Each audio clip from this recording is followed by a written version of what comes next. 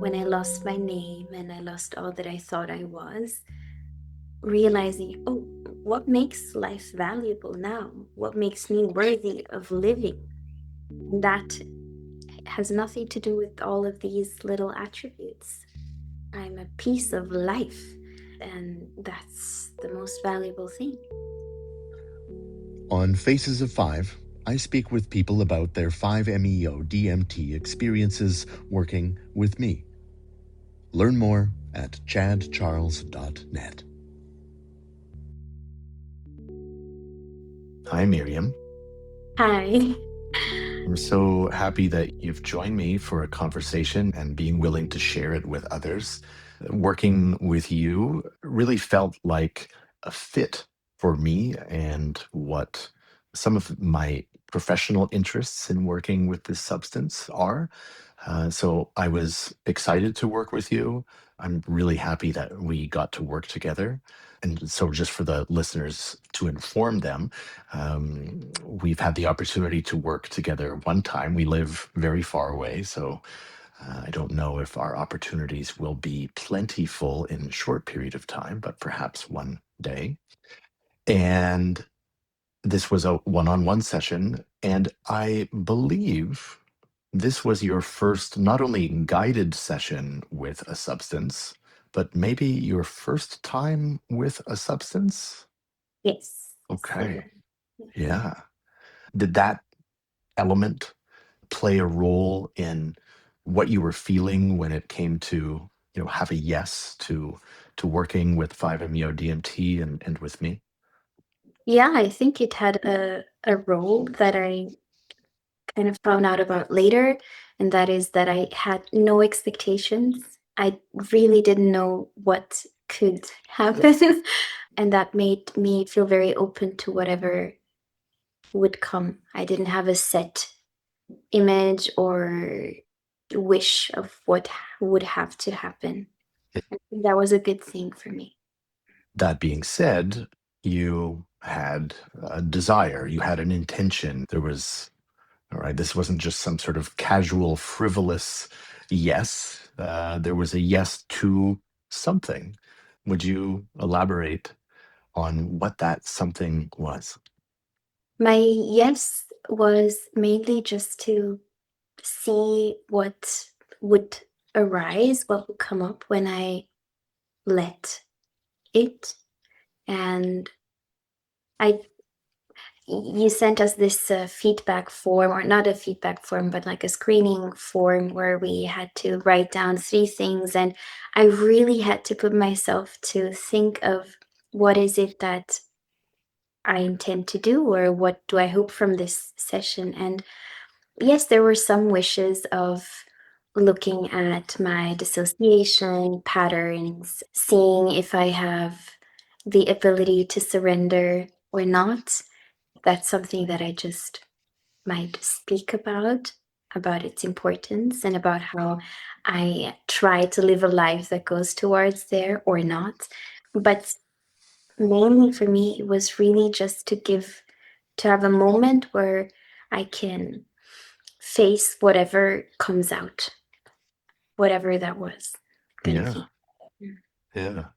And yet, out of the panoply of options of taking all kinds of substances, doing all kinds of work, which you have, you chose this particular substance. And Yeah. how did that come to be? Like, I could imagine somebody maybe choosing mushrooms or choosing MDMA, but 5-MeO DMT. Yeah. It so my dear friend Livio, who you're also mentoring, he mentioned casually that you were gonna come to Zurich, and he had shared here and there some of your work, specifically like a video and I think a podcast it was as well, on and different articles on dissociation or disassociation and all that it entails. And I listened to one of those videos and I was like, oh wow, this seems to be very interesting, this perspective of looking at disassociation or dissociation with another lens of this is some form of transcending. And when he said that you were going to come to Zurich, for me it was just an instant, let's do it. I have Hmm. trust, and yeah. Yeah, thank you. For sure, I'd like to talk about the session itself. And yet, before that, it would feel right to preface that somehow with why was an interesting topic for you. Would you be willing to share a little bit about your perspective on dissociation, your experience with dissociation, which is there's many levels to it, right? That have, I would say that you're someone that has multiple experiences with how one can dissociate or transcend, and we can go there soon, uh, via different routes. Yeah. Um, okay. I'll try to be concise. I've had, as you said, different types or levels of dissociation, very much pathologized dissociation, where at the peak, I had a phase of maybe 3 months this was over 10 years ago, where I lost any sense of self. I lost my name. I had zero memories of my past. I didn't recognize myself in the mirror. The whole thing. And it was even hard for me to, when I was having a conversation, someone would ask me something or say something, and as I'm going to reply or to add to the conversation, I would lose the memory of what we were talking about. So this was the most intense experience that I had mentally. It was like a mental dissociation. And also physically, in that time, I used to have days, sometimes it was hours, where I would fall into a sort of a coma. I was non responsive. I was there. I could still kind of perceive what is happening around to a certain level, but I was not able to tell my body to move or to lift a finger, to speak up. So, this was one of the most intense experiences that I've had that was pathologized. Um, Although back then nobody even said the name dissociation, it started with PTSD or CPTSD or confusional migraine, so a wide range of things.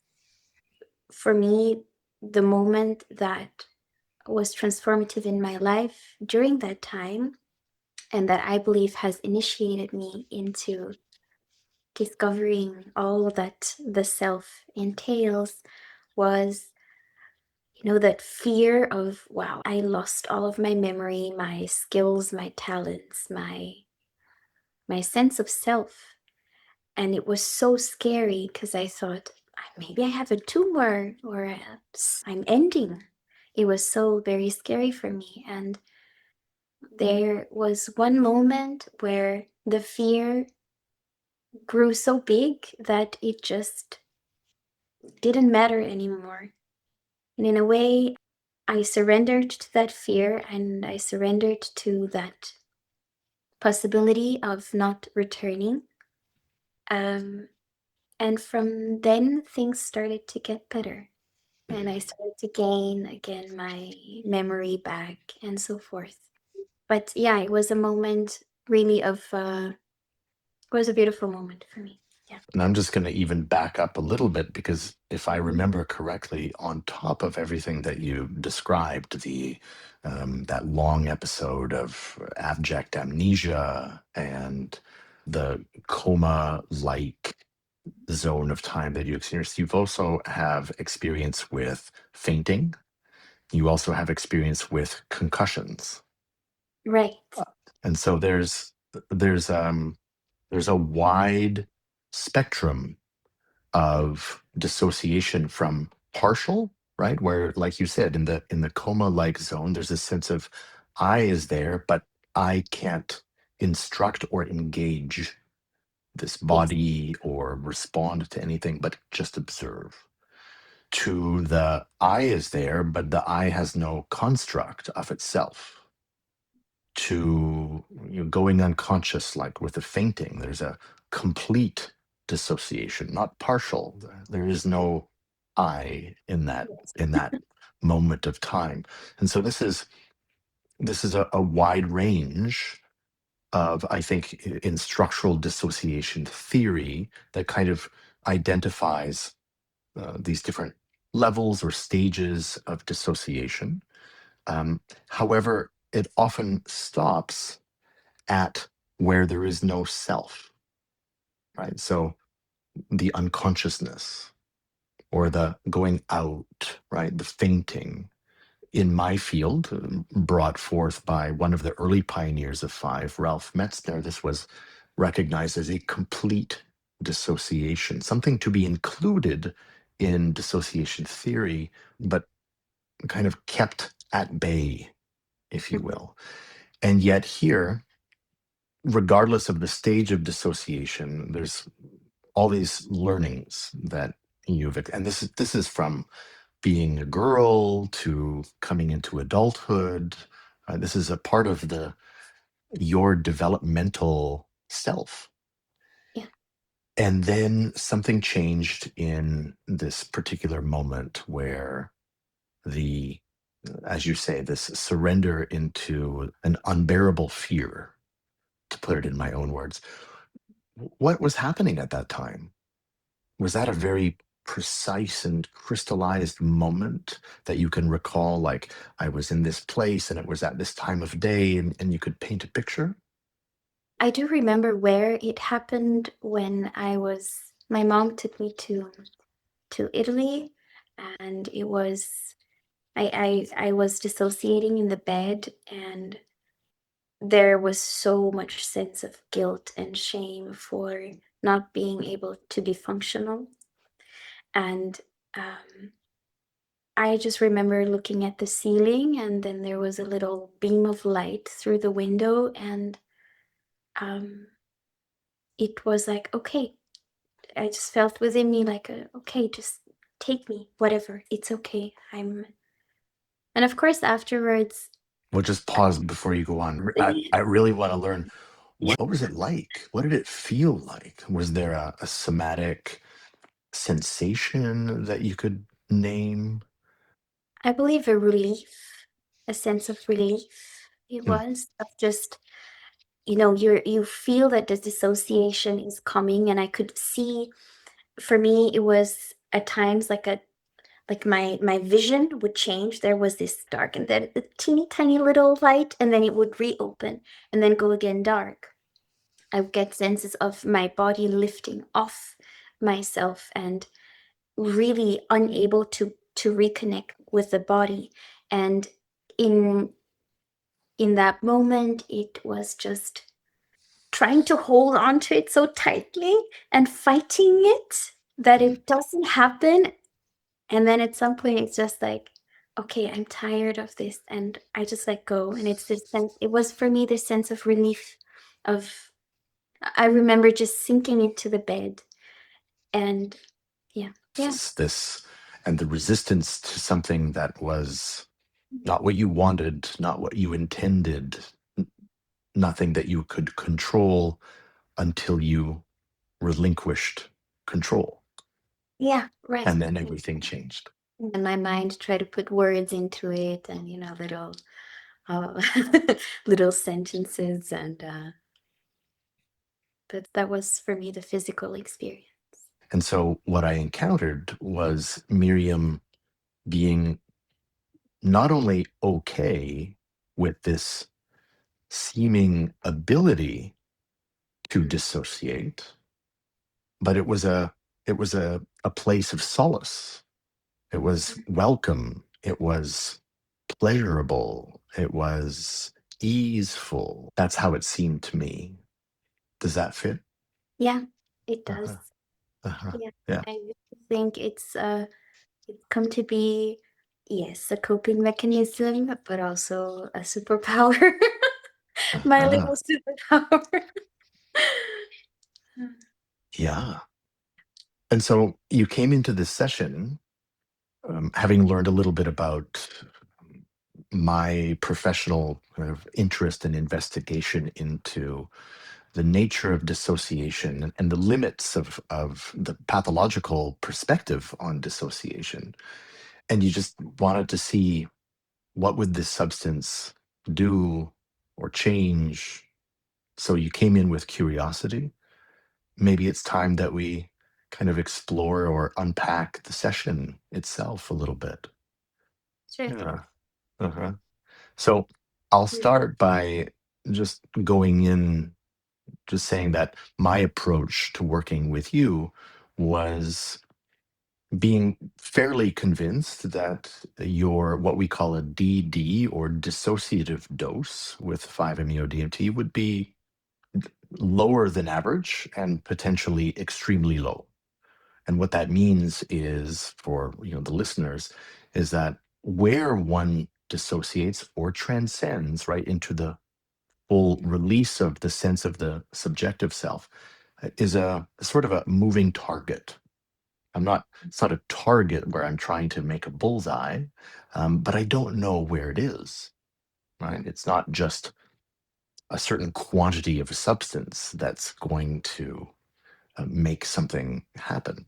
So, knowing that your dissociative dose was likely very low, extremely low, we started off very slowly. Not that you would know that because this is your first time, but from my Right. perspective, I'm like, okay, we're gonna use very small doses to see what's happening there. And knowing that there was this coping mechanism that was pleasurable because it was also a superpower.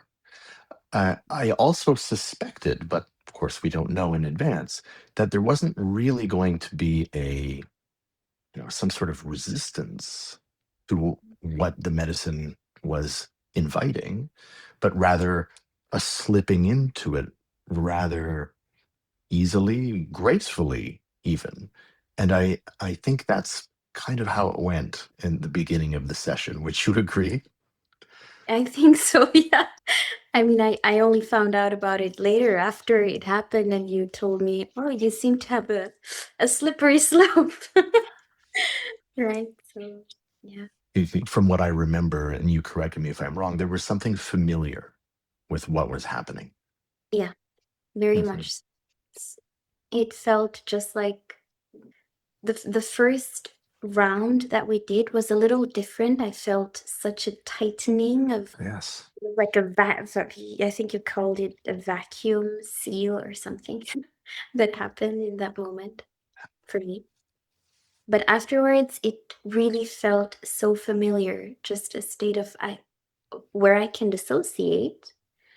And I don't need to, with the back of my mind, be worried about how do I let the other people know that what is happening to me is nothing bad. I'm doing fine inside this little turtle shell And because I knew that you know. So that was for me such a beautiful experience to go and to be allowed to go, to not have to not try to go to a place. you didn't need to resist it. No, it was like finally Mm. And it wasn't pathologized. it was Yeah. allowed in that space. Yeah. And so my experience of you having what we call a full release was one not only of surrender as opposed to being overwhelmed by something, it was almost like a super surrender. Right? It was like, "Ooh," it's just, this is the permission slip was easily accepted and right into long periods of time where there's no recall. Miriam is not there, has left the room, so to speak, and then coming back also very peacefully and joyfully, in fact. Yeah. Yeah.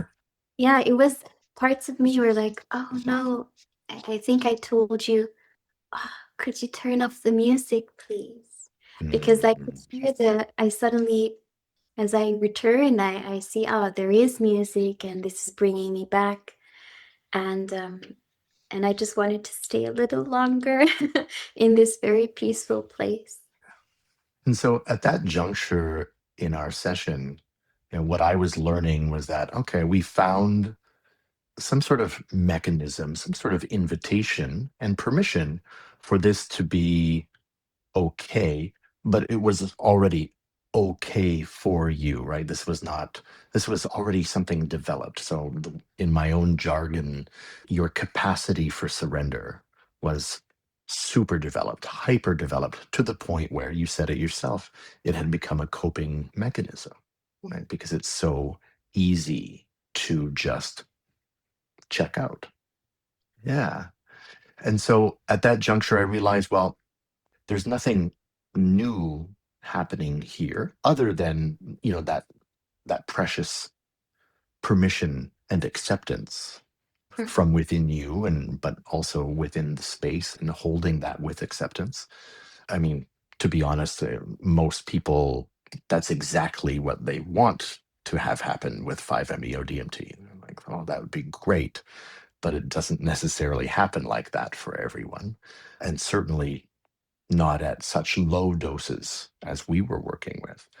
And so at some point in time, I decided, or introduced to you, proposed to you, like, well, what if there was something that we could learn here, something that you could take away beyond simply being in an environment that wasn't looking down at this slipping away tendency and superpower that you have, but rather, if it was a coping mechanism, then perhaps your medicine in this session wasn't to learn how to surrender, but it was actually to stay present when it mattered.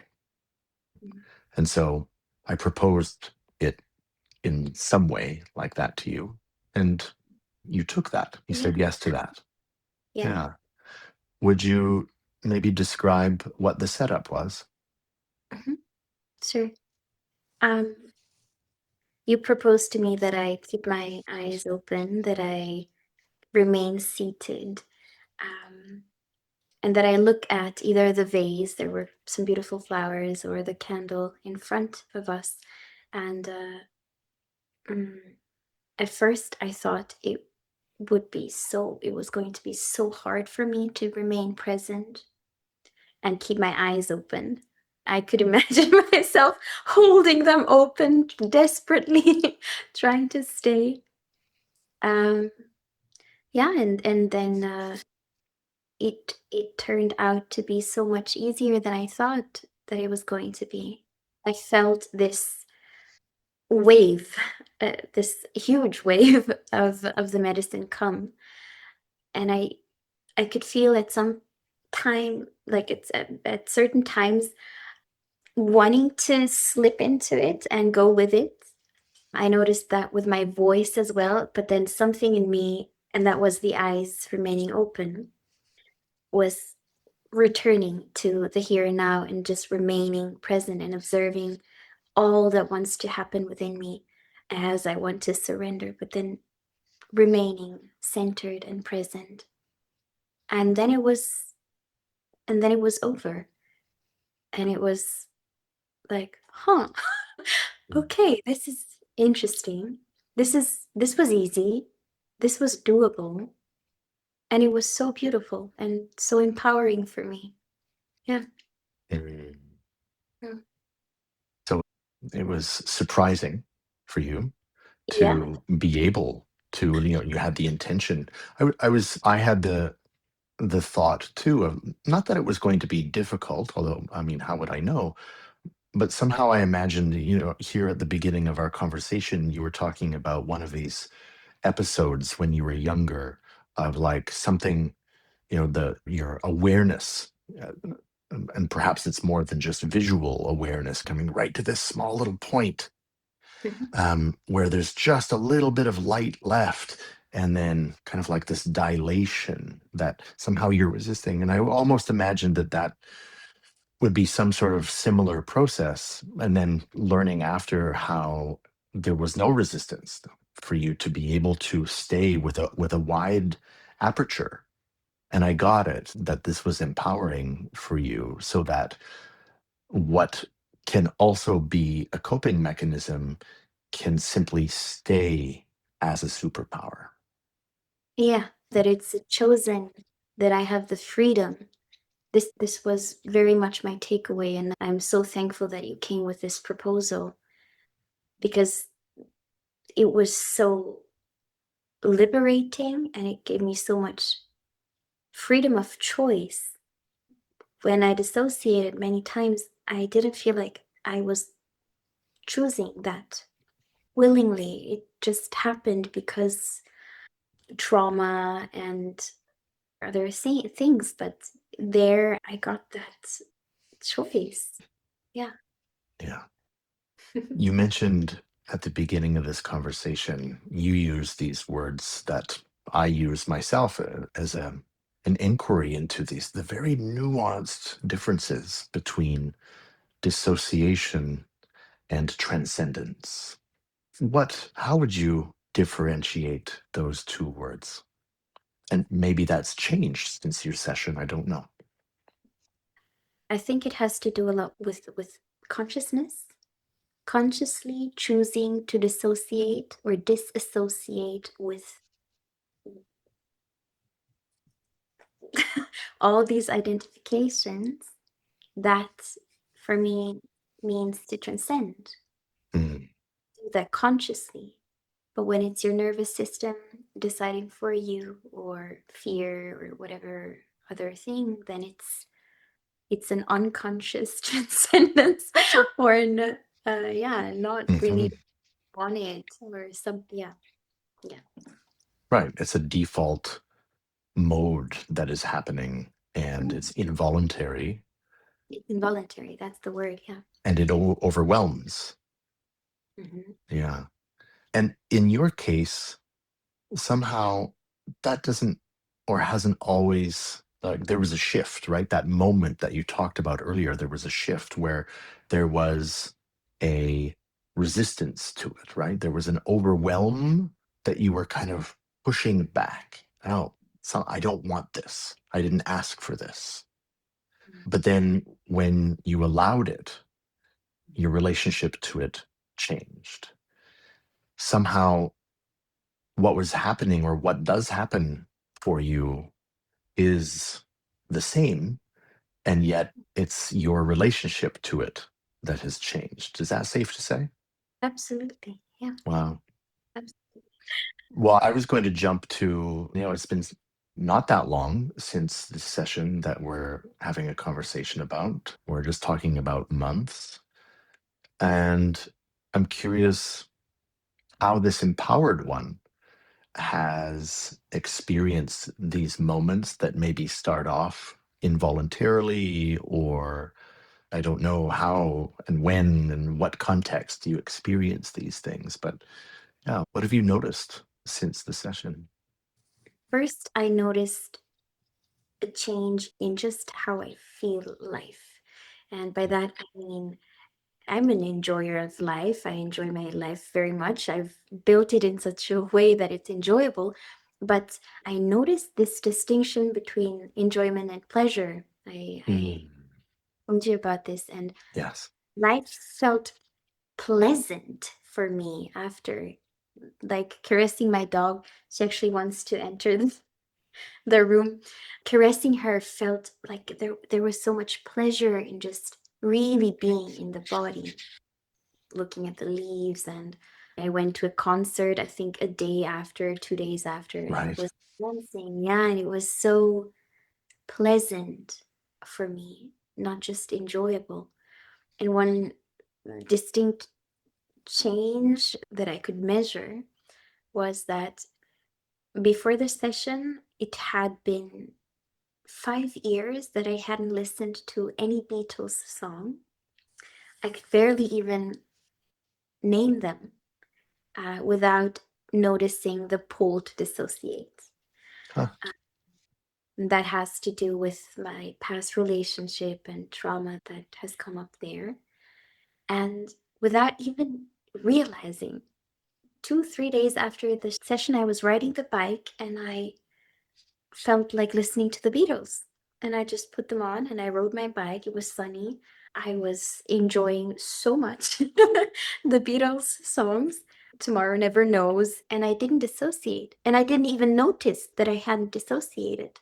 And I Mm. was singing along, and I remember you asked me the question if anything had changed, and at first I was like, not really.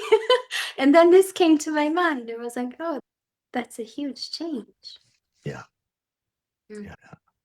So it's like almost not only does your relationship to the same mode or mechanism change the experience of it, but somehow the triggers that would, regardless of whether you're going to allow it or resist it, the trigger for the it to begin has been removed, at least, in this one Yeah. anecdote. Yeah. Yeah. Wow. And even in meditations, I teach meditations, and sometimes when I'm holding the space, it's even there hard for me not to go too deep into it because I'm holding the space. I have to remain present. And I've been reluctant to going into some meditations because I know that very easily it can get very hard for me to stay here, to stay present in the room. But I have, in the past 3, 4 weeks, when I taught meditation sessions, I noticed that I could feel the pull, notice it, but still be here much more easily than before and have that trust from the experience with you, the trust that no, I can actually keep myself present in this moment. Yeah. Mm. Thank goodness, because in certain moments, that's exactly what the world wants, is your presence showing up in the world and expanding your experience of it, right? From contentment, enjoyment to pleasure. Wow, that's next level. Yes. Next level on the spectrum of full spectrum living, and which is something that we might is limited or eclipsed when there is even transcendence, right? Even as pleasurable as the transcendent experiences that were dissociative experiences at some point in time, takes us away from life, right? And Yeah. so it's like there's a value to dissociation or transcendence when it's appropriate. Yeah. But when it's not appropriate, it doesn't have the same value. Yes. Right. Yes. And at the same time, it has been my greatest teacher for life. It has been my greatest teacher in the moment when I lost my name and I lost all that I thought I was. Realizing, oh, what makes life valuable now? What makes me worthy of living? And that has nothing to do with all of these little attributes. I'm a piece of life, and that's the most valuable thing. Mm. So now with the session, one thing is cognitively asking oneself this question, and the other thing is then really on the level of the nervous system and of the body, and to feel that. So Yeah. the gifts that I received, yeah, Mm. in this session. Yes. Thank you. Thank you for unpacking that with such articulation. That's brings me a lot of joy. And I think it's probably really helpful for others to hear, especially when I would say dissociation is almost like a buzzword in in healing communities or practices in a contemporary way, in a recent way. And so learning from you with some serious range of experiences of what that is, what that can be, how even the transcendent qualities to it, right? As in, like, wow, this is peaceful and nice, don't always serve if Yeah. it's not consciously chosen. Mm. There's such beautiful lessons in this. Yeah, it's very rare for me as a practitioner to almost, rein somebody in from their capacity to surrender so well, right? I'm usually on the other end of the spectrum of like, let's practice letting go, right? In that line that I say often, we're practicing the or exercising the muscles of surrender. And here, your muscles of surrender were, um, very fit. Let's say very fit. Yeah. Mm. That's yeah. Yeah, Mm. no, I thank you so much for having given really I felt the way that you facilitated that and you really facilitated for me uh an even closer mm, inquiry and discovery and exploration of this thing that has been part of my life for so long and allowed me to also see it more and more as a gift that I was given that I can choose and that I can guide hopefully more and more and build those muscles to serve, yeah, in the best way possible with my pet. Yes. Yeah. So thank you so Yes. much. It was really very valuable for me. You are so welcome. Mm. And thank you for joining me for this conversation once again. And I look forward to continuing on with you with conversations like this or meeting in sacred space again. Um, Thank you so much. So much. Thank you so much.